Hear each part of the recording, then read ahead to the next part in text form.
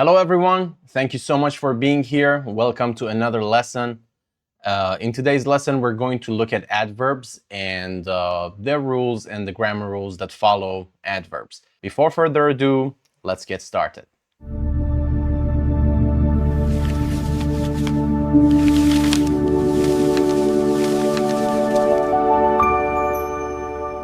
We have the syntax slider here, mastering English adverbs from basic placement to advanced emphasis and inversion. I must remind everybody who's watching this video that this is not just for beginners who are trying to learn English from elementary level. This is for people who are almost at elementary level or intermediate level of English, and they just want to improve their English naturally so they can talk more fluently. We have a core principle.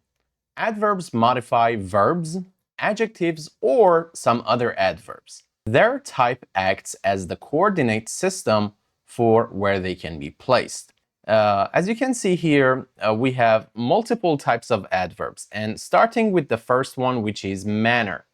What do we mean by manner? This is how an action is done. For example, we have confidently, silently, and quickly.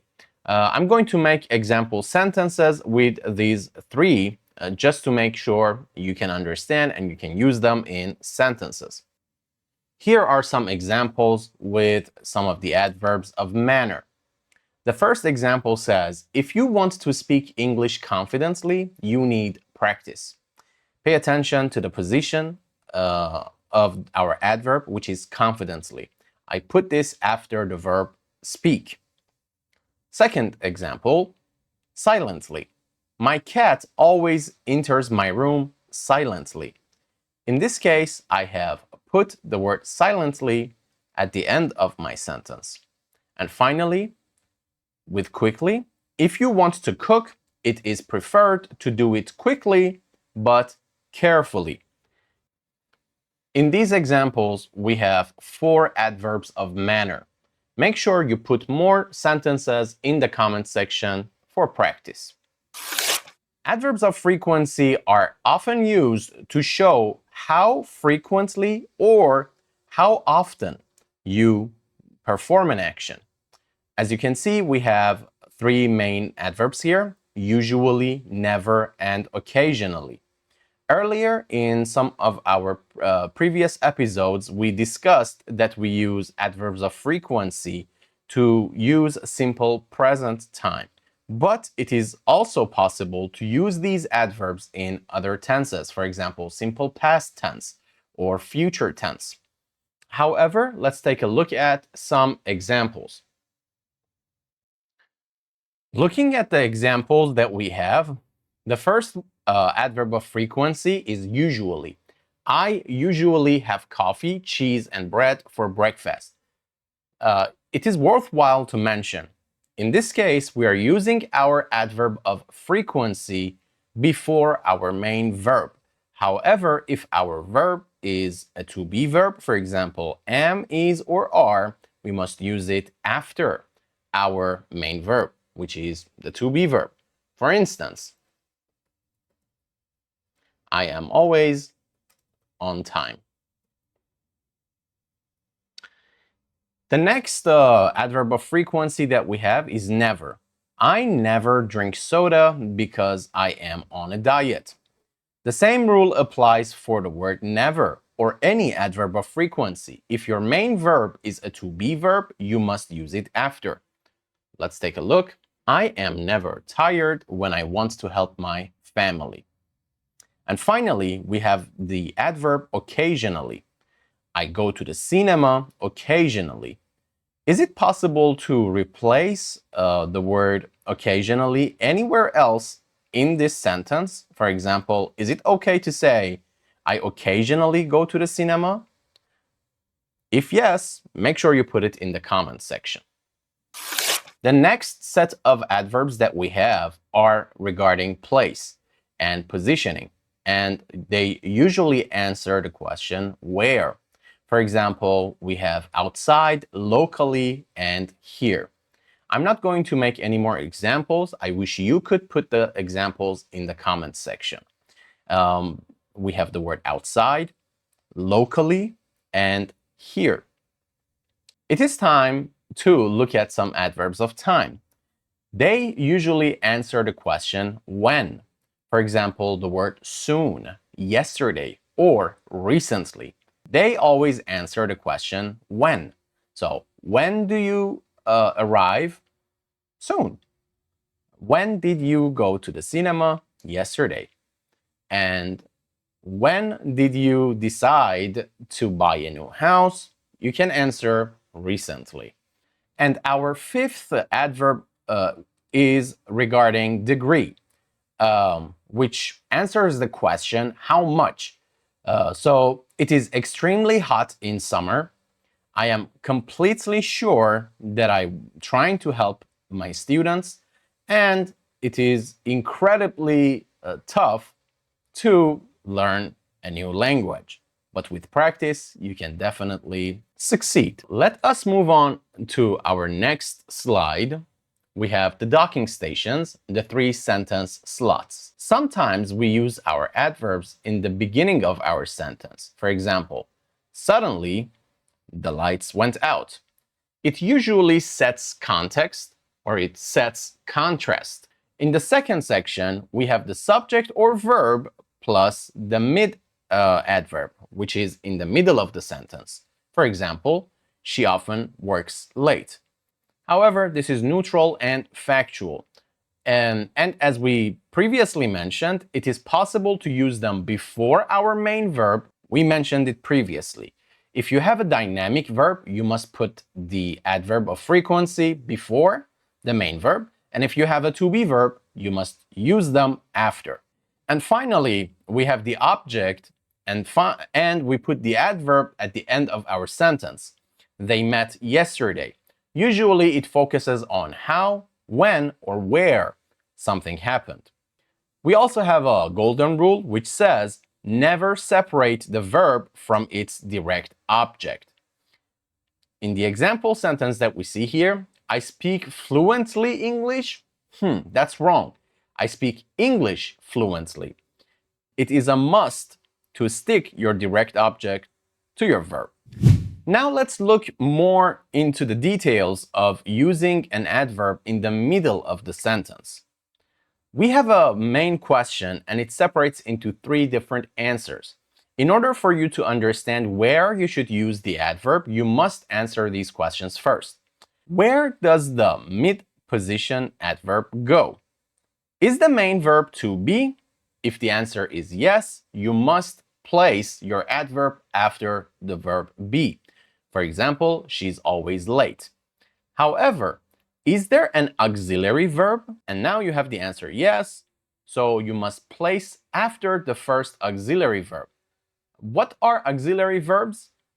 We mentioned that there are 4 registers. We have simple present or simple register, we have continuous register, and we have perfect and perfect continuous. Usually after these auxiliary verbs, such as do, does, did, have, has, or had, and you must actually put the adverb. So place your adverbs after the first auxiliary verb. For example, he has never traveled abroad. You have the first auxiliary verb, which is has, and you use the word never after. And finally, is it only a main verb? If you have only one main verb, you must place your adverb before the main verb. For example, I normally get up at 6 o'clock. Here we have the order of adverbs and how we should put them in a sentence. Let's take a look at our first sentence, which is Saint Patrick went patiently around Ireland after being a slave. The word after determines time, around Ireland determines our place, and patiently is an adverb of manner. The second example that we have, they welcomed the guests warmly at the reception last Sunday. Warmly is an adverb of manner, at the reception is an adverb of place, and last Sunday is an adverb of time. We have a pro tip for you guys. Shorter adverbs usually precede longer adverbial phrases. So, if you have an adverbial phrase, it usually comes before other adverbs. Now it is time for us to talk about placement of adverbs. They can definitely shift the emphasis of your sentence. In the first example that we have here, we have used the word only before the word she. So only she invited John. It means that no one else invited him. In the second example, we should say she only invited John. It means that she didn't do anything else. She only invited him, or she just invited him. And eventually, if we say she invited only John, it means that she invited no one else. We have another adverb as well, which is the word almost. And there is a danger here. If you say, I almost failed every exam, it means that you passed them barely. But if you say, I failed almost every exam, it means I actually failed most of them. Let's take a look at the linguistic spotlight focusing on adverbs. We have an adverb which limits our options. These adverbs are just, mainly, and solely. If you say he mainly focuses on science, it means that he barely focuses on any other matter. We have adverbs of highlighting as well. For example, especially or particularly. If you say they especially loved the desserts, it means that the desserts were of utmost desire to these guys. And finally, we have adverbs of surprise. For example, even or not even. It means that a lot of the other students or the other people in the classroom didn't understand it, and the teacher didn't understand either. We have a syntax error to avoid as well. Do not use double focusing adverbs. For example, do not say he just only wanted to help. You don't need it. You simply say he only wanted to help. So using two adverbs of the same manner or of the same focus does not apply in English grammar. We have the meta layer in this case as well, where we want to put our comments or our viewpoints into our sentences. Paying attention to this is very important because sometimes you have an objective view and sometimes you have a subjective view, of course. The objective view means you don't put your comments into that option. However, the subjective point or the speaker's lens is when you actually add your own personal opinions into the sentence. Looking at the comment section and the attitude, we have some examples. For example, astonishingly, frankly, luckily, and obviously. These are comments that are given subjectively in a sentence. For example, luckily, I won the first prize. It indicates the speaker's relief. And looking at the viewpoint or the perspective or the objective perspective, we have some examples like financially, biologically, or morally. Financially, the accident was a disaster for the owners. It usually frames the specific angle of the statement that you are trying to portray. They almost always occupy the front position separated by a comma. We also call these types of adverbs discourse markers, where you use them at the beginning of your sentence to set a context for the whole sentence. So pay attention to that rule of separation by a comma. Now let's try to expand the scope. Adverbial clauses of time. Simultaneous actions are actions that happen together at the same time. For example, as, when, and while. Looking at the first example, the doorbell rang while Dave was eating. It means that the doorbell ringing and Dave eating actually happened concurrently or simultaneously. We also have sequential actions. After, before, until, and as soon as. They separate the time of the action for actions that probably have a relation with each other. Looking at the example, she wrote to me after she had spoken to Jim. These adverbs, for example, after, before, until, and as soon as, they usually set sequences, which show what action happened first and what action happened second. To talk about the future in a time clause, use the present tense. So for example, wait here until you're ready. We have some other adverbs as well that separate the cause of an action and the result of the action or the action itself. The first one responds to the reasoning or the whyness of an action. These adverbs are as the following: because, as, since, and seeing that. We must be near the beach because I can hear the waves. Note, because introduces a clause. Because of is followed by a noun. Let's take a look at these examples together. I decided not to call him as he walked in the conference room. The word as in this case is showing the reason why I decided not to call him. We just went to sleep since we had been walking for 4 hours. In this case, the word since also is representing our cause or our reason for going to sleep. She was scared. Seeing that, we decided not to shout to surprise her. If we want to look at the adverbs that are showing a purpose or what for, they answer the question what for, we have 3 examples here. The first example is in order to, the second one, so as to, and finally, so that. In the first example sentence, we see, he took the course in order to get a better job. In the formal polish, we know that in order to and so as to are formal variants of the standard to plus infinitive type of the sentence making. So for example, I woke up to go to the gym. I can formally say, I woke up in order to go to the gym. Or, I woke up early so as to go to the gym. Now let's take a look at 2 other sentences as examples for so as to and so that. In the first example, I say, I set an early alarm so as to arrive to the airport on time. And in the second example, I say, I organized the files so that everyone could easily find them.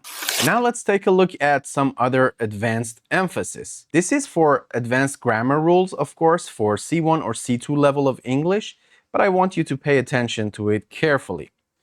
The formula that we have is that usually we have a subject and we have an auxiliary verb, which is in a negative format. But the inversion formula is as the following. First, you have the negative adverb that we have, then you use the auxiliary verb, and then you add the subject, and finally you have your main verb. The standard syntax says, I could find my keys nowhere.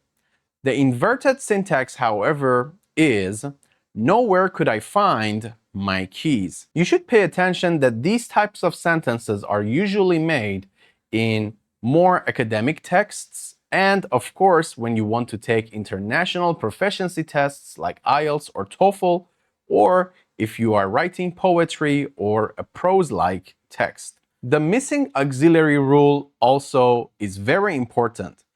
If there is no auxiliary verb in the standard sentence, you must add do, does, or did in your sentence organically. For example, only now do I understand the true meaning. So only now is our adverb, do is our auxiliary verb, then you have your subject, which is I, and eventually you have the word understand as your main verb. Now allow me to explain a few of the rules that apply to negative sentences or negative adverbs. You don't always need to use a not in your sentence after your auxiliary verbs to negate your sentence. Sometimes using adverbs you can negate your sentence. Let's take a look at the rules together. We have some adverbs like hardly, barely, scarcely, and when. For example, hardly had the concert begun when the lights went out. Or you can replace the word hardly with some other adverbs. The next example that we have, no sooner than. Always use then, never when or that instead of the word then. It is a must for everyone to use the word then in this case because it's a comparison type of sentence. Finally, we have never, seldom, and rarely. Seldom has she experienced such sincerity. Seldom is a very close relative of the word rarely. The final usage note. Commonly used with the past perfect in narratives to show one event happening immediately after another. This is very, very important because in narrative cases, you must show that you have the advantage of using adverbs in a perfect way. Otherwise, your sentences will sound very dull and it will sound very boring to your audience. Here we are looking at variations of inversions, which definitely make changes to conditional sentences. Wherever you have the word if, there is a possibility for you to invert your sentence using adverbs. Let's take a look at some examples. We have the real conditional. If I should need help, you simply invert the word should and you put it at the beginning. For example, should I need help? The rest of the sentence. Then we have the unreal present. If it were not for John, you should invert it to were it not for John. So you simply use the word where and you put it at the beginning of your sentence. And finally, we have the unreal past, which is the third conditional. If I had known, you simply switch it to had I known.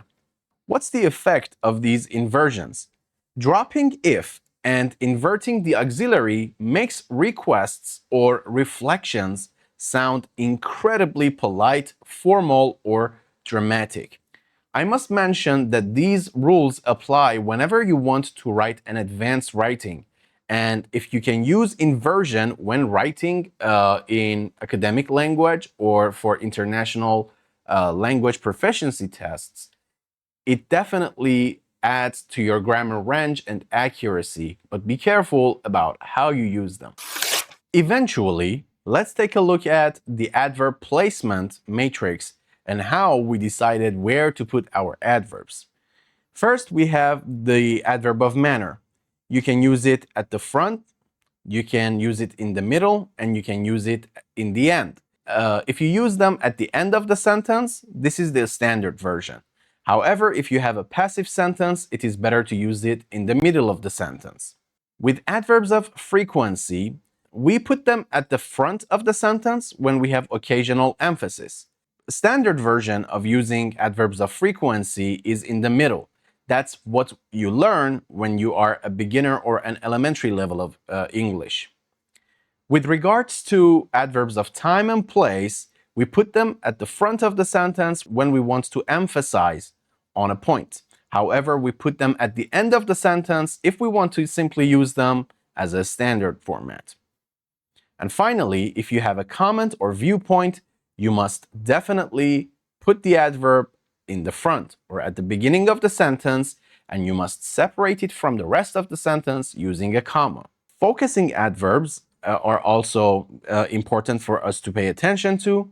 We use them directly before target word, which moves dynamically. If you can remember well, we decided to mention the word only, and changing the word only from the beginning of the sentence to the middle or after the target word, you could definitely change the emphasis of your sentences. It is time for us to also pay attention to some common mistakes that students make when trying to use adverbs. The first big mistake that we have is separating the verb and the direct object with transitive verbs.